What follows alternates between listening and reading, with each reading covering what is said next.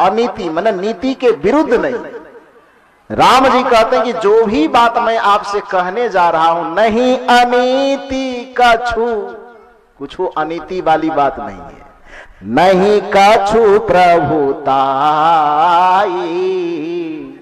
प्रभुताई का मतलब जिसे आम बोलचाल में हम दबंगिरी कहते हैं, रंगदारी, जिसको आम बोलचाल में कहते हैं ना कि रंगदारी दिखाते हो, दबंगई करते हो, उसी को शुद्ध भाषा में प्रभुताई कहा जाता है। ताकत का अभिमान, प्रभुता के अभिमान को प्रभुताई कहा जाता है, रंगदारी, दबंगिरी। तो राम जी कहते हैं पहली बात तो मेरी बात जो कही जाएगी आपको वह नहीं अनीति, वह नीति के विरुद्ध नहीं होगी, और नहीं कछु प्रभुताई। दबंगरी के आधार पे भी मैं कोई बात नहीं कह रहा हूं कि हम दशरथ के बेटा हैं तो जो जो कहें बस केवल मानते चले जाइए, ये भी नहीं करना है आपको। मैं राजगद्दी पर बैठा हूं, राजा हूं इस राज्य का, इसलिए मैं जो कहूंगा बस हाँ में हाँ केवल सर हिलाते जाइएगा कि डर से कि नहीं कहेंगे तो कहीं गर्दन न काट दे, तो ये भी डर नहीं करना है। अब इससे ज्यादा छूट क्या देगा भाई?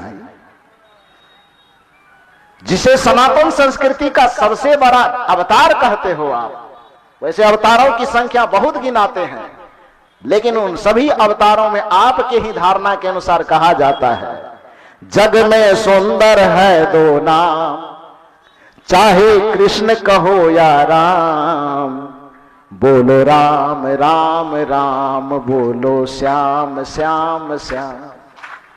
जितने अवतार आप गिनाते हैं उसी अवतार में दो को आप महत्वपूर्ण बताते हैं, कृष्ण जी को और राम जी को। अब जिसमें परमात्मा का आप साक्षात अवतार कहते हो, सुनो वो परमात्मा आपको क्या संदेश दे रहे हैं। वो आपसे कहते हैं कि नहीं अनीति, मेरे द्वारा जो बातें कही जाएगी वह नीति के विरुद्ध नहीं होगी, और कदाचित नीति के विरुद्ध तुमको झलकने लगे तो मेरी बात को मत मानना। नहीं अनीति कछु नहीं प्रभुताई, सुनहु, मेरी बात को विनम्रता से सुनिए, लेकिन लगाया, सुनहु लेकिन करहूं जो तुम्हें सुहाई। मेरी बात को सुनिए आप जरूर, लेकिन करिए वही जो आपको सुहाई। सुहाई का मतलब उचित लगना, अच्छा लगना, तुम्हारे मन को संतुष्ट लगना। अरे भैया तू जिसको परमात्मा कह रहे हो, परमात्मा सलाह दे रहा है कि मेरी बात को आंख मूंद करके मत मानना, सुनो मेरी बात को भले, लेकिन करना वही जो तुम्हारी आत्मा की समीक्षा में खरा उतरे, जो तुम्हारे आत्मा के विवेक पर खरा उतरे, उसी बात को मानना। चाहे भगवान के द्वारा भी कोई बात कही जाए, लेकिन तुम्हारी विवेक दृष्टि के यदि वह विरुद्ध लगे तो उस पर आंख मूंद करके विश्वास नहीं करना, बल्कि समीक्षात्मक विचार करके उसको त्याग देना। यह भगवान का आदेश है, यह श्री राम का आदेश है। और इतनी पंक्ति में भी आपको समझ में न आ रही तो एक पंक्ति और सुन लीजिए, इसी पंक्ति के नीचे की पंक्ति। वह क्या कहते हैं? नहीं अनीति कछु नहीं प्रभुताई, सुनहु करहु जो तुम्हें सुहाई। ये तो दो एक चौपाई हो गई। अब इस चौपाई के नीचे वाली चौपाई सुनिए। जो अनीति में भाखेऊ भाई। अब राम जी देखिए ब्रेक लगाने के लिए कह रहे हैं, पहले तो मैं कहूंगा नहीं, नीति के विरुद्ध बात नहीं करूंगा, लेकिन यदि किसी तरह से फिसल करके जो अनीति में भाखेऊ भाई, हे भाई, यदि मैं किसी बहकावे में आकर के अनीति बात बोलने लगूं, तब क्या करना? मान लेना कि भगवान कह रहा है। यहां तो मंच पर बैठने वाले जो एकदम टीका लगा करके, काजल लगा करके, क्रीम लगा करके कथाकार बैठता है, वो कहता है कि हमारी बात नहीं मानिएगा तो सीधे नरक में जाइएगा। और जिसकी कथा कर रहे हो वो क्या कह रहे हैं? जो अनीति में भाखेऊ भाई, अब्बर जहु मोहि भय बिसराई। यही कबीर साहब का सिद्धांत है जो राम जी के मुख से निकल रहा है। और राम जी के मुख से निकले हुए समीक्षा का सिद्धांत, राम जी के मुख से निकले हुए पारक का सिद्धांत यदि कबीर साहब के मुख से निकल रहा है तो फिर कबीर साहब आपको सनातन का विरोधी कैसे लगता है, कबीर साहब आपको नास्तिक कैसे लगता है, जरा से बताने की कोशिश करो।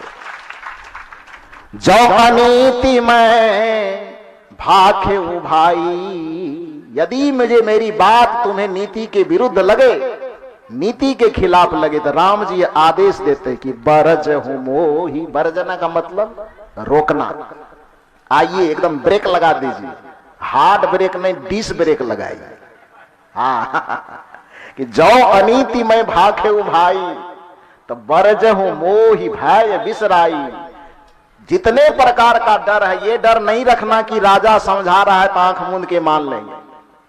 इसलिए मत मानना कि भगवान के अवतार कहलाने वाले कह रहे इस डर से मान लेंगे, नहीं मानेंगे तो पता नहीं नरक में धकेल देगा कि कहां धकेल देगा। वो नहीं डरना है।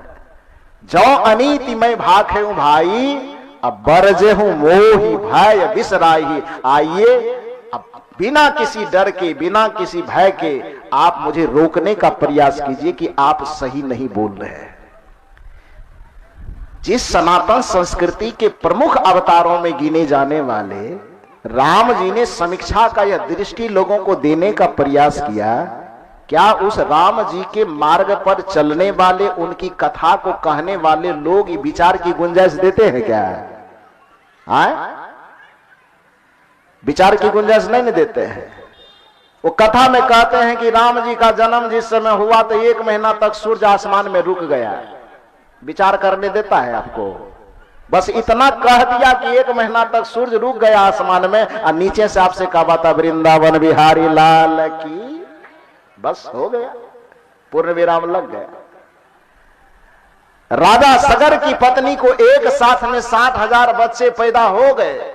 ये नीति की बात है कि अनीति की बात है? विचार करने देता है आपको? बस अयोध्यापति श्री रामचंद्र भगवान की जय। इसी को सनातन धर्म कहते हो। पृथ्वी पर 7 समुद्र दिखता है तो 7 समुद्र कैसे बना भाई? कथा कहती है कि राजा प्रियव्रत है ना शायद, राजा प्रियव्रत के रथ चले तो उसके रथ के चलने में, उसके रथ में 7 चक्के लगे हुए थे। उनका रथ चलने से उसके 7 चक्कों के माध्यम से जो चक्का का गड्ढा बना, वही 7 चक्का का गड्ढा 7 समुद्र बन करके बैठा हुआ है। नीति की बात है कि अनीति की बात है? विचार करने देता है? बस केवल जयकारा लगाए पीछे से, वृंदावन बिहारी लाल की, सब मस्ती से कर रहा है।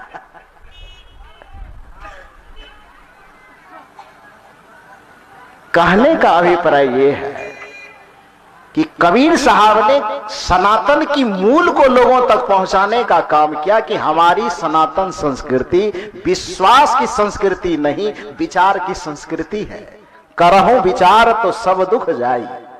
हमारी संस्कृति बेमतलब की भी बातों को आंख मूंद करके मानने की संस्कृति नहीं है, बल्कि भगवान भी यदि कोई बात कहता हो तो उस बात पर भी यदि हमारे समझ में नहीं आती है तो प्रश्न खड़ा करने की संस्कृति है। कबीर साहब ने यही चेतना आपको जगाने का प्रयास किया कि जब लग नहीं देखो निज नैना, तब लग न मानो गुरु के बैना। भाव यह है कि जब तक कोई बात आपके विवेक और बुद्धि को उचित समझ में न आवे, गुरु कहे कि भगवान कहे, फिर भी उस पर विचार करने की गुंजाइश रखो। यही कबीर साहब का पारक सिद्धांत है, यही कबीर साहब का दर्शन है। और इसको यदि आप सनातन के विरोध कहते हो, सनातन संस्कृति के खिलाफ कहते हो, तो आपके बुद्धि को धिक्कार है। फेंक दीजिए इसी बुद्धि को पोखर में, मत रखिए। दूसरी बात, एक चीज आप जान लीजिए, कुछ लोगों ने कहा कि कबीर साहब महानिंदक है, हर चीज की निंदा करता है, देवी की निंदा, देवता की निंदा। एक बात जान लो भैया, वो खेत में खुरपी चलाने से आपको साहित्यिक ज्ञान नहीं आएगा। साहित्य के क्षेत्र में जिस विभाग में हम लोग काम करते हैं ना जी, यूनिवर्सिटी में, उस जगह पर पुरानी धारणा को काटने के लिए सरकार कितना पैसा देती है पता है? पता है आप लोगों को, दुनिया की कोई परीक्षा नहीं है जिस परीक्षा को लेने के बाद विद्यार्थी को इनाम दिया जाता है, लेकिन समीक्षात्मक परीक्षा ऐसी है जो पीएचडी में पढ़ने के लिए पुराने जितने विचार अब तक हो चुके हैं उस विचारों को गलत साबित करने के लिए सरकार एक विद्यार्थी को 36 लाख रुपए देती है। कितना देती है? अरे बोलो ना जरा सा, कितना देता है? 36 लाख। क्या करने के लिए? कि पूर्व में जितने विचार अब तक सामने में आ चुके हैं उसको आप गलत साबित। प्रार्थना लेके अगरबत्ती मत घुमाइए, श्री सत्यनारायण व्रत की कथा, बल्कि पूर्व में जितने विचार आपके सामने में आए हैं आप अपने बुद्धि की क्षमता से, विचार और तर्क की क्षमता से पुराने आए हुए सभी विचारों को गलत साबित करके एक नया चिंतन दीजिए। इसी नए चिंतन देने को साहित्य के दृष्टि में आलोचना कहा जाता है, समीक्षा कहा जाता है, जिस दृष्टि को कबीर साहब पारक दृष्टि कहते हैं। जिस चीज के लिए बौद्धिक विकास के लिए शोध की आवश्यकता होती है उस शोध को समीक्षा कहा जाता है, और उस समीक्षा के भाव को न समझने के कारण आप उसको गलत तरीके से निंदा कहते हो। कबीर साहब ने देवता की निंदा नहीं की, देवता की समीक्षा की, और समीक्षा करने में जो गलत होता है उसको छोड़ दिया जाता है और जो सही होता है उसको पकड़ लिया जाता है। आपके पास धान है, धान का परीक्षण करते हो कि नहीं? अब परीक्षण करते हो, उसमें जो भूसा है भूसा को छोड़ देते हो, चावल को ले लेते हो, इसी का नाम तो पारक है। भूसा छोड़ देना। कबीर साहब ने पारक का विश्लेषण करते हुए क्या कहा कि साधु ऐसा चाहिए जैसा सूप शोभाय, सार सार को गही रहे। यही पारक सिद्धांत है। सार सार को गही रहे, थोथा देय उड़ाए। थोथा का मतलब असार, थोथा का मतलब गलत। और क्या यह जिसको हम सनातन संस्कृति के संत कहते हैं, क्या वो ऐसा नहीं कहते हैं? यदि कबीर साहब यहां पर यह दृष्टि डालने को पारक कह रहे हैं कि सार साधु ऐसा चाहिए जैसा सूप सुभाए, सार सार को गही रहे, थोथा दे उड़ाए, इसी बात को गोस्वामी तुलसीदास जी अपनी भाषा में कहते हैं। जड़ चेतन ग्रंथि पड़ गई, जदपि मृषा छूटत कठिन। ये जड़ और चेतन आपस में मिले हुए ग्रंथि पड़ी हुई है। जड़ और चेतन का अभिप्राय यहां आप सार और असार भी ले सकते हैं। जड़ और चेतन का अभिप्राय यहां पर सही और गलत भी ले सकते हैं। जड़ और चेतन का अर्थ यहां पर आप नीति और अनीति भी ले सकते हैं। जड़ और चेतन का मतलब यहां पर आप अच्छा और बुरा भी लगा सकते हैं। जड़ और चेतन का मतलब यहां पर आप गुण और अवगुण भी लगा सकते हैं। जो लगाना है द्वंद को लगाइए आप। गोस्वामी जी कहते हैं जड़ चेतन ग्रंथि पड़ गई। जड़ और चेतन एक दूसरे से घुल मिल करके, सार और असार एक दूसरे से घुल मिल करके इतना बन गया है कि उसको छुड़ाना बड़ा मुश्किल है। तो छुड़ाना मुश्किल है तो छुड़ाएगा कौन?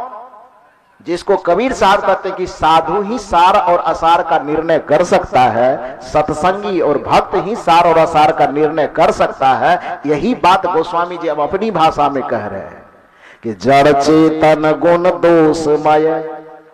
पढ़े हैं इस चौपाई को, साखी को, कि नहीं पढ़े? अरे कबीर साहब अपनी भाषा में उसको साखी कहते हैं और गोस्वामी जी अपनी भाषा में दोहा कहते हैं। चीज एक के है।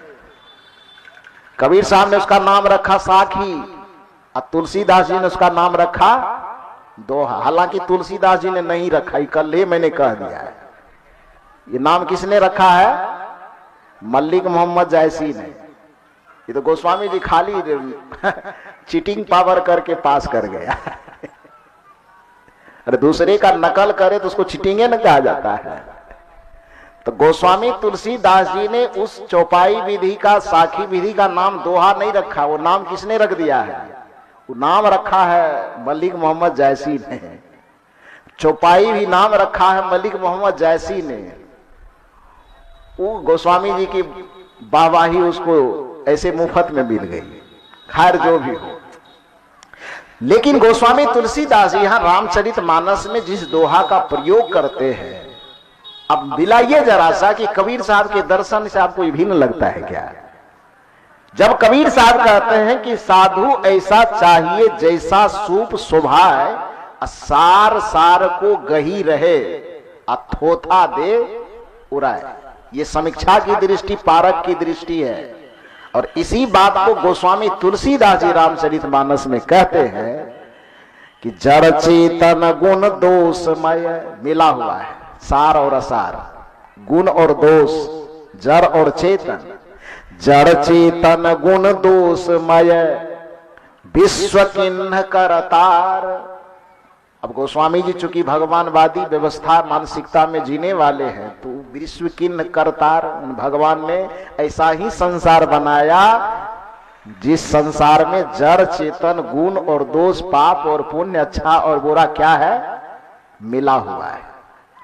जड़ चेतन गुण दोषमय विश्व किन्ह करतार। अब आपकी भूमिका तय कर रहा है पारखी बनने के लिए, आपको पारखी बना रहा है गोस्वामी जी।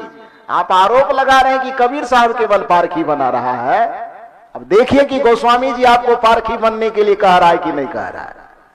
गोस्वामी जी कहते हैं कि ये जड़ और चेतन से मिला हुआ जो संसार है, अब आपको पारखी बनना है कि जड़ चेतन गुण दोषमय विश्व किन्ह करतार।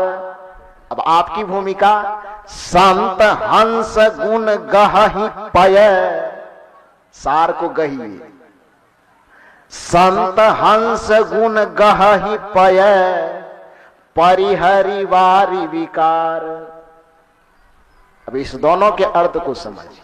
गोस्वामी जी कहते हैं कि जड़ चेतन गुण अवगुण, न्याय अन्याय, नीति अनीति से जो मिला हुआ यह संसार है, उसमें संत की, सत्संगी की, भक्त की, ज्ञानी की भूमिका क्या होनी चाहिए? तो कहते हैं एक हंस की भूमिका होनी चाहिए। हंस के जैसा आपको बनने के लिए कह रहा है। हंस बनने का ही मतलब पारखी होना है, क्योंकि हंस पारखी कैसे है? तो हंस के सामने यह कहा जाता है कि दूध मिल यदि उसके सामने में रख दिया जाता है तो हंस अपना चोंच उसमें रखता है, और जैसे ही चोंच डुबाता है तो उसमें से सार और असार क्या होता है, अलग हो जाता है। दूध में जितने पानी के अंश है वो पानी के अंश अलग हो जाते हैं, और उसमें जितना मक्खन का अंश है, शुद्ध अंश है, वो क्या होता है, अलग हो जाता है। उस मक्खन को गोस्वामी जी पय कहते हैं और पानी को विकार कहते हैं। तो संत हंस गुण गहि, गहि माने रख लेना, अब परिहरि माने छोड़ देना।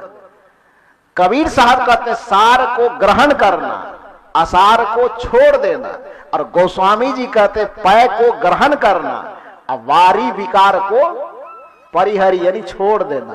तो ये दोनों दृष्टि जो है वो एक है कि अलग अलग हुआ? थोड़ा जोर से बोलिए ना, वृंदावन बिहारी लाल की, जोर से बोलिए। आए कबीर साहब की जाए। कबीर साहब अभी है कहां, मंच पर गए हैं कहीं टहलने के लिए। कहने का अभिप्राय यह है कि सदगुरु कबीर साहब के चिंतन को समझने के लिए आपका हृदय थोड़ा विशाल चाहिए, मस्तिष्क थोड़ा विशाल चाहिए। कबीर का नाम सुनते ही आपके मुंह में जो नीम का गोला चला जाता है, तो थोड़ा इन संतों के पास आइए। कबीर साहब का ज्ञान नीम का गोला नहीं है, कबीर साहब का ज्ञान स्पंज वाला रसगुल्ला है, जो मुंह में जाते ही एकदम आपके जीवन को बदल देगा।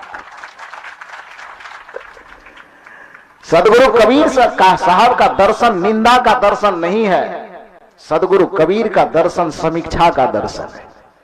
सदगुरु कबीर का दर्शन किसी को नीचा दिखाने का दर्शन नहीं है, बल्कि सदगुरु कबीर का दर्शन सत्य और असत्य को निराकृत करके असत्य को छोड़ने वाला दर्शन और सत्य को धारण करने वाला दर्शन है। सदगुरु कबीर का दर्शन परमात्मा के विरोध का दर्शन नहीं है, बल्कि सदगुरु कबीर का दर्शन परमात्मा के नाम पर फैले हुए आडंबर और पाखंड के विरोध का दर्शन है। सदगुरु कबीर का दर्शन धर्म और भक्ति के विरोध का दर्शन नहीं है, बल्कि सदगुरु कबीर का दर्शन धर्म और भक्ति के नाम पर फैले अंधविश्वास के जालों को जला देने वाला दर्शन है। अब कोई व्यक्ति आपके सामने 500 का नोट लेके जाता है और कदाचित वह नकली नोट लेकर के चला जाता है और उस नकली नोट को आप कहते हैं कि पसैया बेकार हटा दो, तो आप असली का विरोध कर रहे हैं कि नकली का विरोध कर रहे हैं? क्या कर रहे हैं? नकली का विरोध करना असली का अपमान करना है। नकली का विरोध करना असली का सम्मान बढ़ाना है ना जी। नकल का विरोध असल का अपमान नहीं होता है, नकल का विरोध असल का सम्मान होता है ना। यदि कबीर साहब यह कहते हैं कि तुम बांस के खूंटा को गाड़ करके तू भगवान कहते हो, तो यह भगवान का अपमान नहीं है, बल्कि कबीर साहब ये समझाना चाहते हैं कि क्या भगवान इतना